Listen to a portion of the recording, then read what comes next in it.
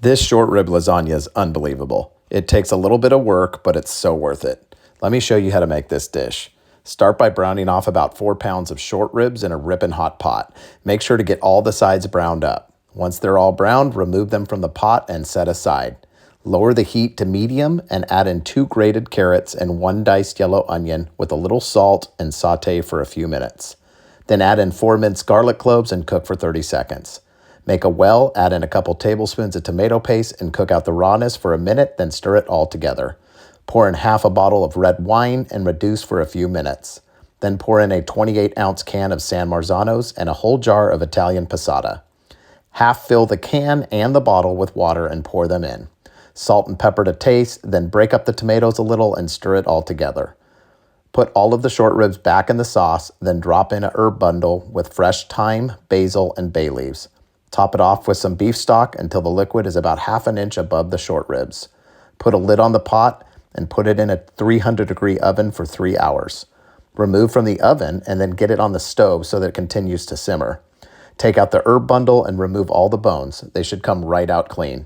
Take out all the short ribs and shred them up, then return the meat to the pot. Stir it up, add a little bit of salt and pepper to taste, and put the lid back on with a little crack to help reduce. Simmer for about 30 minutes, and your sauce is done. In a mixing bowl, add in 32 ounces of whole milk ricotta cheese, a tablespoon of diced basil, 3 tablespoons of diced Italian parsley, pinch of salt, some fresh cracked black pepper, and 1 egg. Mix it up until well combined. Time to make the bechamel. In a low-medium heat pan, melt 6 tablespoons of unsalted butter and whisk in 6 tablespoons of flour a little at a time.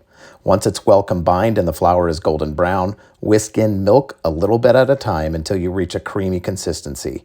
Stir in a pinch of ground nutmeg, about 4 tablespoons of fresh grated Pecorino Romano, and a pinch of salt. Continue whisking it all together until it sticks to the back of a spoon.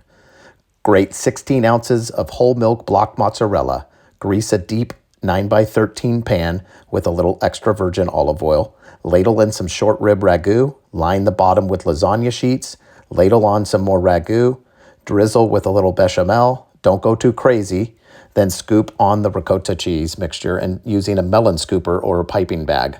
Sprinkle on that shredded mozzarella, grate on some pecorino, and repeat this about 4 times. Take your time and make sure each ingredient has even application so that all the flavors will be tasted and one doesn't dominate. When you reach the top layer, just put a ladle of ragu and save the cheese for later.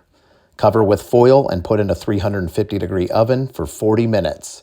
When you remove from the oven, take off the foil and sprinkle on a mix of mozzarella and pecorino, then back in the oven at 425 degrees, uncovered, for about 10 to 15 minutes until the cheese is slightly browned.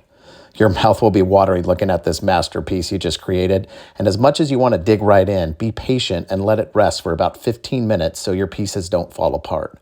Break up some fresh basil leaves and sprinkle over the top. Slice it up, plate it up, and admire all of your hard work making this amazing piece of food art.